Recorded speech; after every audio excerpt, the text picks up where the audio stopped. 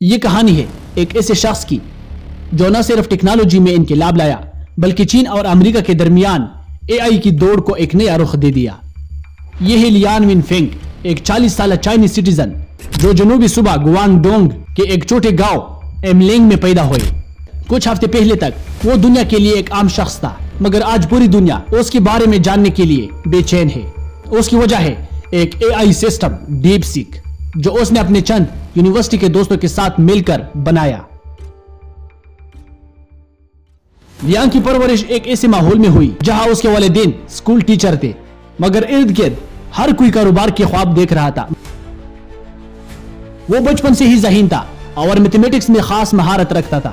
2002 میں زیانگ یونیورسٹی میں ایڈمیشن لیا اور الیکٹرانک انفارمیشن انجینئرنگ میں مہارت حاصل کی۔ 2007 میں جب فائنانشل کرائسس آ گئے، لیانگ نے اس بحران کو ایک موقع سمجھا۔ اس نے اپنے چند دوستوں کے ساتھ مشین لرننگ کا استعمال کرتے ہوئے سٹاک مارکیٹ کے ایسے پیٹرن تلاش کیے جو انسانوں کی نظروں سے اجلتے۔ یہ تجربہ نہ صرف کامیاب ہوا بلکہ لیانگ کو کروڑوں ڈالر کا منافع بھی ہوا۔ 2015 میں 30 سال کی عمر میں لیانگ نے اپنا ہیج فنڈ فلائر قائم کیا اور اے آئی کو لائیو ٹریڈنگ میں استعمال کیا۔ یہ ایک نیا تصور تھا کیونکہ اس وقت اے آئی صرف امیج ریکگنیشن تک محدود تھی۔ لیانگ نے ثابت کیا کہ اے آئی نہ صرف مارکیٹ کو سمجھ سکتی ہے بلکہ انسانی ماہرین سے بہتر فیصلے کر سکتی ہے۔ 2023 میں جب اس کا ہیج فنڈ بلندیوں کو چھو رہا تھا تو لیانگ نے ہائی فلائر کو چھوڑ دیا اور اعلان کیا کہ اب وہ اے جی آئی یعنی آرٹیفیشل جنرل انٹیلیجنس پر کام کرے گا۔ یہ ایک پاگل پن لگتا تھا کیونکہ اے جی آئی پر صرف گوگل، اوپن اے آئی، میٹا اور علی بابا جیسی کمپنیاں کام کر رہی تھی، مگر لیانگ نے ہار نہیں مانی۔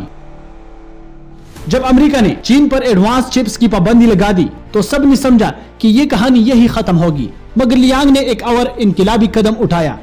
اس نے اپنے اے آئی ماڈلز کو لو کوالٹی کی جی پی یوز کے ساتھ ٹرین کیا اور وہی ریزلٹ حاصل کیا جو ہائی کوالٹی چپس کے استعمال سے ممکن تھا۔ ڈیپ سیک کے لانچ کے بعد امریکہ اور یورپ میں ہلچل مچ گئی۔ امریکی کمپنیاں جو اربوں ڈالرز لگا کر اے آئی ماڈلز بنا رہی تھی وہ حیران رہ گئی کہ لیانگ نے یہ سب کیا کیسے۔ ڈیپ سیک کی اوپن سورس پالیسی نے پوری اے آئی انڈسٹری کی توازن کو بدل دیا۔ امریکہ کے بڑے بڑے سی ای اوز نے ڈیپ سیک کے خلاف آواز اٹھائی۔ Deep Seek is certainly an impressive model, but we believe we will continue to push the frontier. کچھ نے اسے غیر محفوظ کہا اور کچھ نے اسے چائنیز گورنمنٹ کی سازش قرار دیا، مگر لیانگ خاموش رہا۔ جب لیانگ اپنے گاؤں واپس گیا اسے ایک ہیرو کی طرح خوش آمدید کہا گیا اور چائنیز گورنمنٹ نے اسے قومی سطح پر اے آئی لیڈر مقرر کر دیا۔ اب سوال یہ ہے کہ کیا لیانگ واقعی دنیا کو بدلنے کے مشن پر ہے یا پھر وہ بھی دوسرے لیڈرز کی طرح کمرشلزم کا شکار ہو جائے گا؟ اپنی رائے کا اظہار کمنٹ سیکشن میں کریں۔